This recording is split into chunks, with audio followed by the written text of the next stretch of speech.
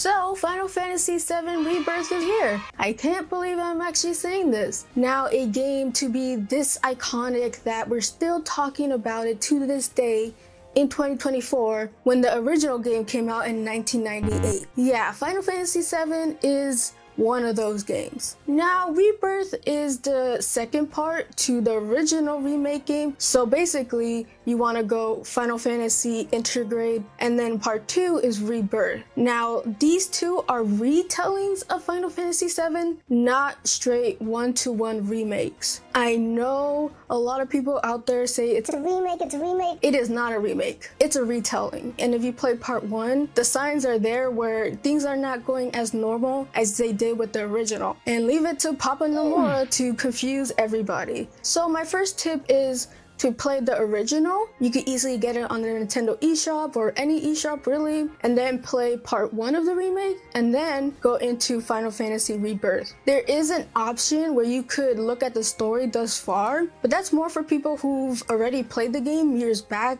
and they kind of need a refresher, but I don't recommend you go into this game without playing the first part or the original or Crisis Core. Alright, Crisis Core is not a necessity, but it should still be on your radar if you want to get into the remake series. So I'm not going to spoil anything from Rebirth because I haven't played it obviously, but I might spoil a little bit of what happens in part 1 and the original, but nothing too big. Alright, now onto the story of what I think you should know for Rebirth. This is probably going to take a few because there's a lot to go over, like a lot. For those of you who don't know, this game takes place right after the events of Remake Intergrade. So you essentially just pick up where you left off on the first part. Now, in the original game, getting out of Midgar is where the game truly opens up. There's a lot to explore in this world. Midgar was just a taste of what is out there in Final Fantasy VII. And honestly, I'm really excited because I don't like Midgar as a setting. I'm not a huge steampunk kind of fan. I just want a nice open grassy green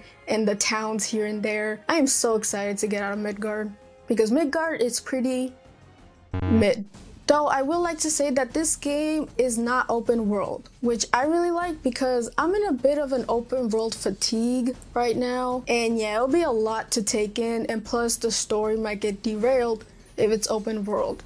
And Final Fantasy VII is a very story heavy game. Instead, we have semi-open worlds. Now, for some of you who don't know, semi-open worlds basically like an open world, but not, because there will be roadblocks that will prevent you from going places when you're not supposed to be there. So unlike an open world where you could go anywhere you want, this game kind of guides you to where you need to be, which I love. I am all for linear storytelling if that's the game you want to do. While Final Fantasy VII is not linear per se, I like that they try to mix it up between open world while still prioritizing the story. To me, that strikes a good balance, and most games need to adapt that because holy cow, why are we in this age of gaming where everything's open world? I am so done with open world.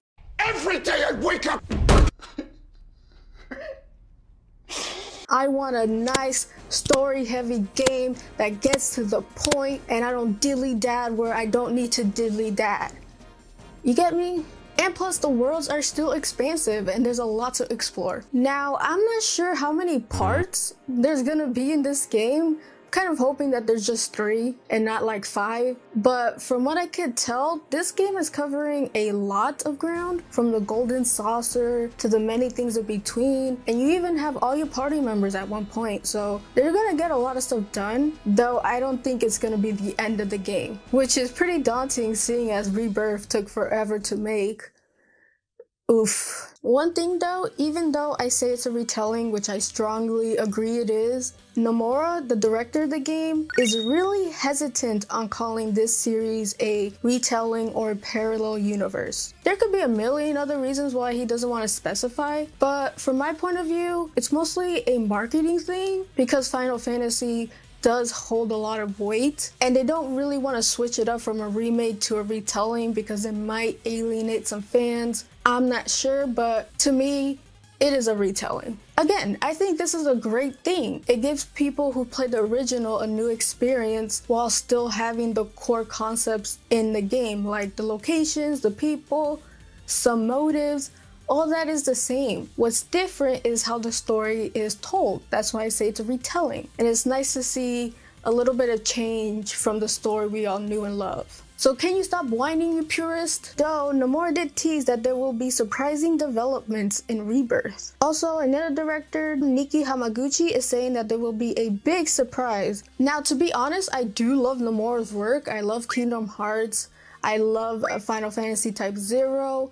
And I love Final Fantasy Remake, so I'm really excited to see what these surprises are. But knowing Nomura is probably going to be somewhat divisive. But if you want my opinion, the big surprise is probably gonna be at that scene. You know, that scene. Alright, next on the list is traversing the towns. And like I mentioned before, this is not an open world, but it's still a very expansive world. Of course, there's gonna be chocobos. It won't be a Final Fantasy game without freaking chocobos. And chocobos come in a variety of colors. Yellow chocobos are the typical color, which are only capable of running. Blue chocobos are capable of flight. Finally, there is the black chocobo, which is capable of climbing mountains and cliffs. Another form of transportation is the buggy, which is a land terrain vehicle to help you traverse across deserts and many other environments. Well, except the ocean. You're just gonna drown. You are given this as a gift from Dio, who is the owner of the Golden Saucer. Although this last vehicle is only limited to one place, I am still going to include it, and that is the scooters or the moped that you saw Aerith driving in the trailer. But from the trailers, I feel like it's just gonna be for Costa del Sol. Next is Synergy. You gotta work together if you want to beat the monster. So a lot of the gameplay remains the same from part 1, but they did make some good changes. There will be another bar included that will use your ATB gauge called the Synergy Gauge. Filling this up will grant you powerful attacks and let you link up with other party members. I love how they each have a unique animation to them. Each character combination leads up to different attacks. The director did state that sort of the reason why we decided to do it this way was to give the players the freedom and fun of choosing through trial and error, trying unique pairings that they haven't had before. One of the funniest synergy attacks is with Aerith and Barret, where Aerith pulls out sunglasses to match Barret and they do the whole gun thingy. It is so cute. It's gonna be very interesting to experiment on what combination does what and the cute animations as well. Next on the list is new characters. Previously, we were only limited with controlling Cloud, Tifa,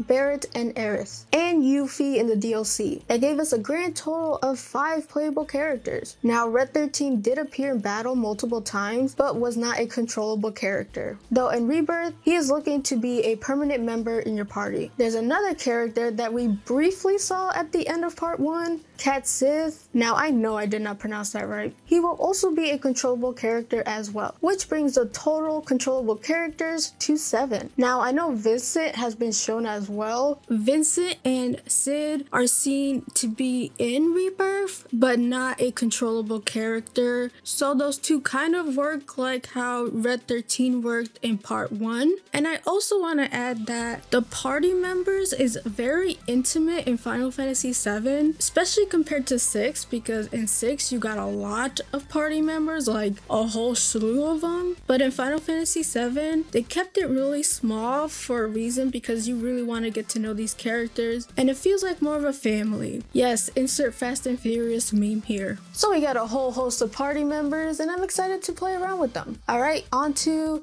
what a lot of people are looking forward to, including me, the Golden Saucer. Now, the Golden Saucer was promoted so hard by Square Enix, and that's no mistake because that's a lot of people's favorite area. The Golden Saucer is kind of like their world version of Disney World. Just by looking at the trailers, the place looks amazing. It is filled to the brim with a bunch of stuff you could do. There are a ton of mini games and chocobo racing. There's the motorcycle combat, boxing, with low polygon versions of the characters. Square has also confirmed the highly anticipated Golden Saucer date. For those who don't know, you could take someone as your date. Now there's Aerith, Tifa, even Barret if you play your cards right. Though Barret's one's more humorous than anything, I love it. Who are you gonna take to the Golden Saucer? There's only one right answer. One last thing I want to say about the Golden Saucer is that all the females are getting together to party, which, yes queens, do your thing. I am really excited for the Golden Saucer. It is so fun.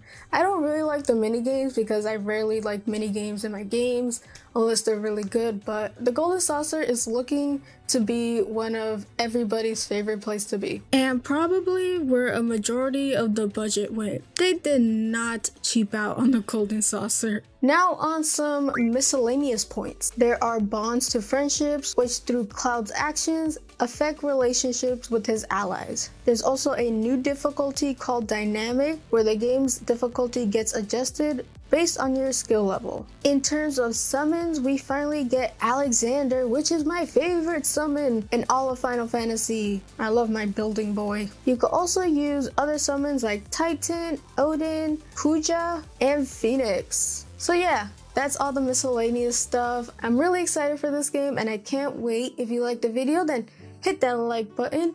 If you're excited for Final Fantasy Rebirth, tell me in the comments down below. Subscribe to the channel if you're not yet subscribed. If you like RPG content, then this is the channel for you. You can follow me on my socials in the description down below. I hope you guys have a fantastic, wonderful rest of your day. And as always, play a good game. Peace, peace.